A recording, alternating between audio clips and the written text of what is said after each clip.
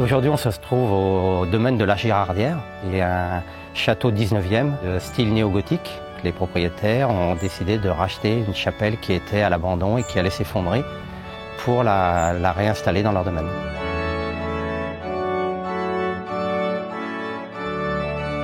On a été appelé pour réaliser ce chantier-là. Moi, j'ai fait toute la partie plâtrerie traditionnelle. Quand il y a des chantiers un peu plus techniques, c'est bien d'avoir des gens de référence tels que Eric pour réaliser ce type de chantier. On a énormément de difficultés réunies dans un petit endroit.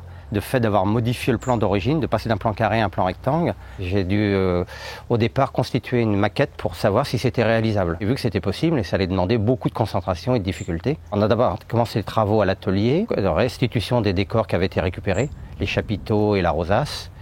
Et puis après, on est venu ici sur le chantier pour faire toute la plâtrerie traditionnelle, donc à l'ancienne. On a mis un échafaudage qui était sur vérin, qui nous a permis de le positionner au millimètre, pour pouvoir mettre un support qui a été fabriqué à l'atelier, qui lui recevait 8 points de centre, et qui nous permettait de faire la voûte dans le vide. Donc le briquetage de la voûte s'est fait avec des briques traditionnelles avec du lutèce rouge. Ensuite, on a fait le poussage sur place des nervures.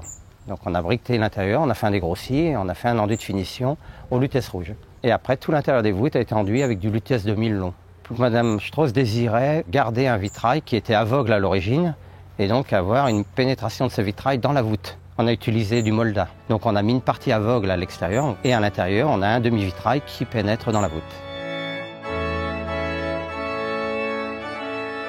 Le chantier était réussi du fait que nos jeunes étaient là sur le chantier. Si on veut garder le métier, il faut des jeunes. On sait qu'il y a des plâtriers qui ont employé les mêmes techniques il y a 150 ans.